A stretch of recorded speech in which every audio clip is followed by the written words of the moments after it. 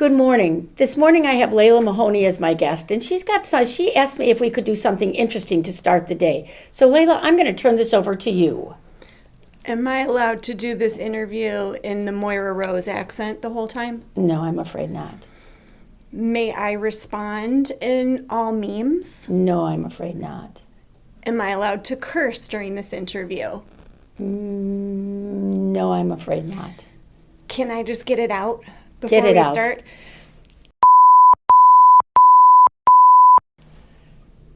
Okay. Are you through? Yes. All right, good. So now we're going to talk about what we were going to talk about today. That's a good way to start a Thursday. I kind of like that. I had the pleasure of having you in class. We just did in your office an ABR class. Yes. And everyone seemed to have the feeling that you were the organizing principal behind getting me to do the ABR in your class. What made you do that? Because I do think you were kind of inspirational about that. Well, why did you do that? I wanted it for myself, and I mentioned it to another agent in my office, and they said that they wanted to do it too, and it just kind of snowballed into everybody wanting to have a class. But I also think that there is a huge difference, and I'm not discounting online learning, but I think that it is so much more beneficial to have an in-person learning experience because you're not just learning about the class, you're having a collaborative experience, you're interacting, you're hearing things and what other people do, how they handle certain situations. So you're learning from each other in addition to learning from you.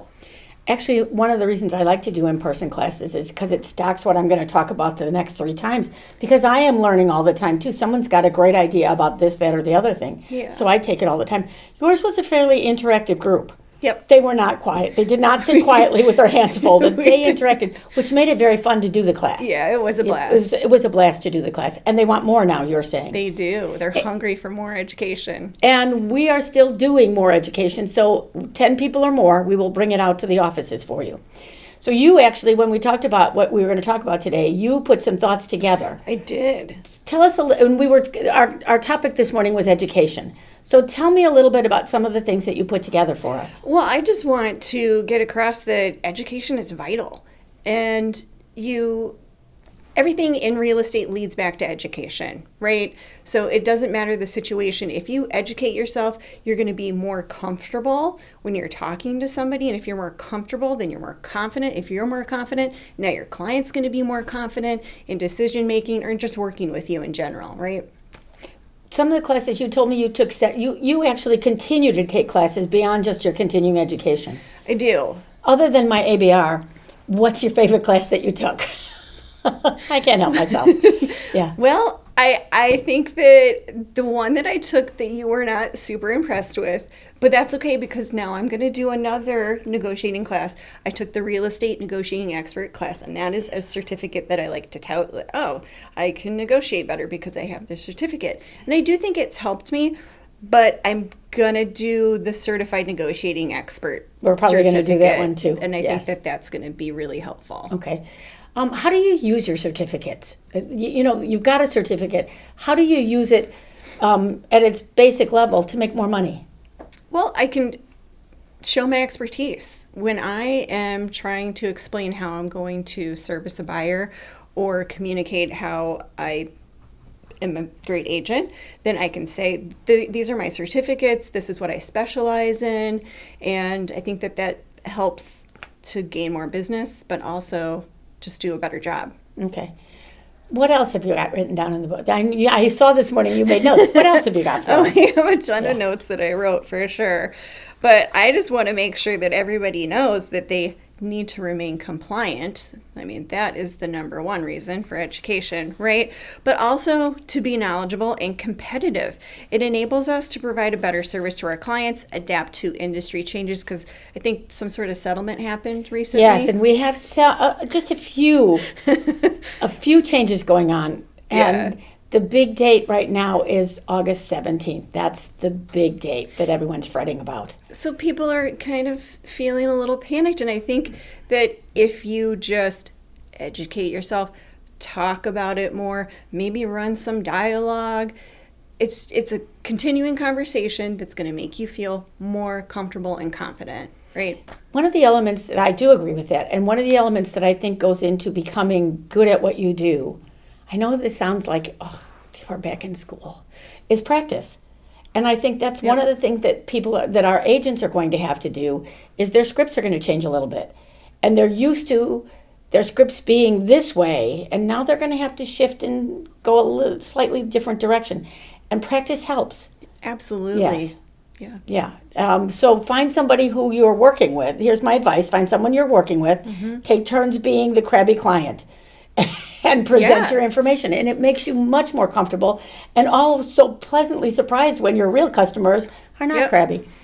Well, and people package it differently, and maybe you learn a new way to package it, right? Yes, exactly. What else? All right. What else do I have in here? One of the big things that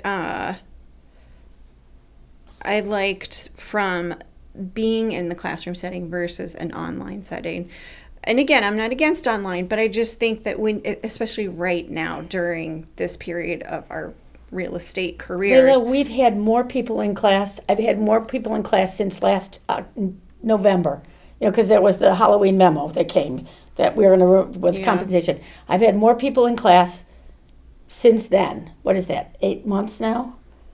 Than I probably had in the last 5 years. And even pre-COVID, than I was having pre-COVID. People are hungry again enough to come and they want to really look someone in the eye and have a conversation about it. So I agree with you. Yeah, and you absorb it better. But also back to that collaborative learning and environment, you get to exchange ideas, best practices that are essential, and also just helping you deliver superior client service from learning from each other. Yes. One of the words you had in here was process or systems. Tell me about your systems.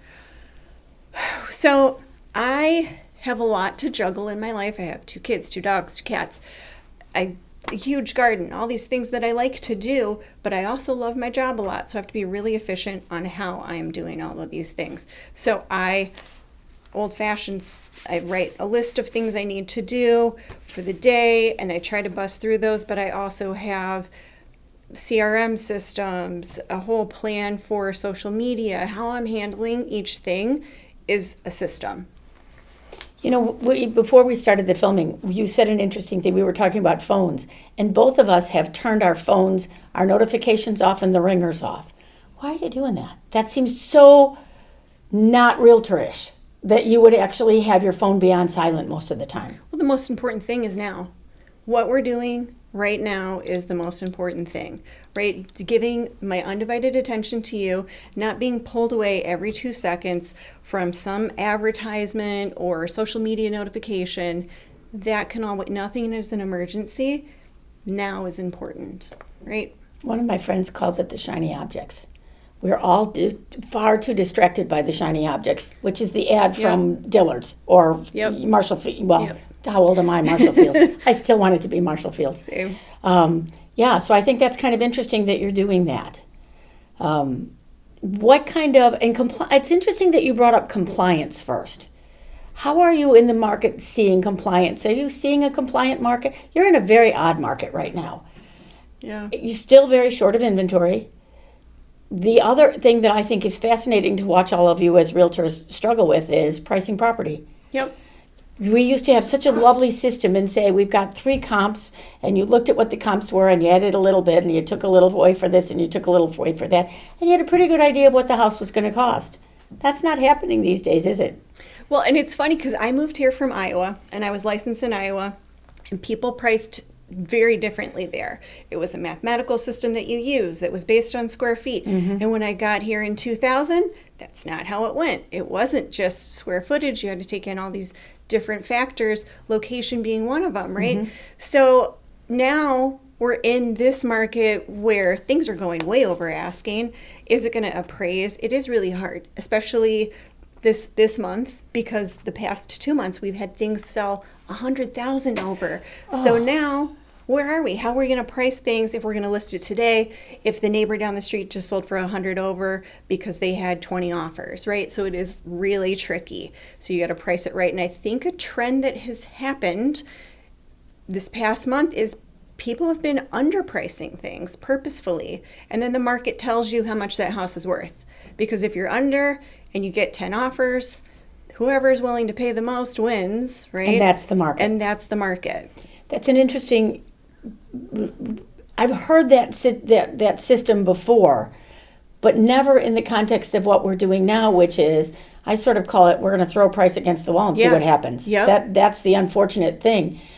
One of the courses that we teach talks all about that very systematic thing you talked about when you were learning how to do this. And I keep thinking, that doesn't hold for us right now. No, now, it may come back and hold again. Yeah. We may get back into a more balanced market eventually, because I've been in real estate long enough to know what comes goes and what goes comes. You know, I mean, it works that way. But this has been a long time market with this over asking price. Yeah. Yes. Is your market slower? Are the offers still coming in at the same furious rate, or is the market slowing a little? I personally, my market that I work, it is still, when a good thing comes on and it's priced right, you're going to get multiple offers. You've got to run. If you've got a buyer that is fully capable of buying that house that just came on, you run as fast as you can and you get there and you be first in the door. Which is another thing that I think is so underrated is agent relationships. Because if you have a buyer looking for something that's yet on the market, you put the word out, and maybe the person that you know has something coming on, you can get something cooking before it even is activated. Well, and I think that's underrated too. People don't realize that, and I think people have gotten, I wanted to say this, they're kind of cross these days in the market. They've got buyers who are angry at them. They've got sellers who think that they're going to get $1 million, and they don't always get $1 million over asking. True. And there isn't enough, it doesn't feel like there's always enough business to go around, but there aren't enough houses right now to go around. And so you've got people who are cross and crabby, and I think it comes down, it floats into the brokers as well, because they're frustrated that they can't service their clients. Nobody likes to say to a client, well, there are no houses on the market that meet your needs. Well, and it's deflating to lose over and over, Yes. especially if you're bidding 80 grand over and you're a cash buyer and you still Are lose. losing. It's so Yes. deflating. For not only the client, but for the agent Yeah. as well. Yep. What I've heard too often is, I showed them 5 houses. You know, we've written offers on 5 different houses.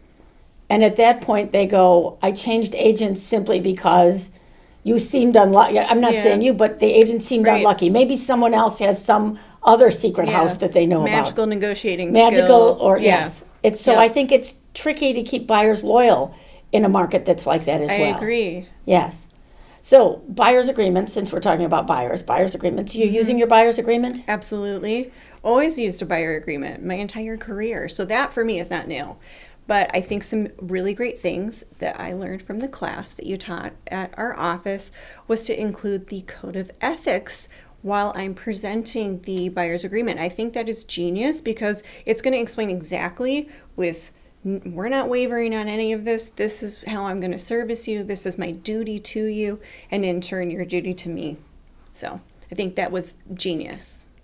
Well, good. That's a good thing because I've been telling people to do that for a long time already.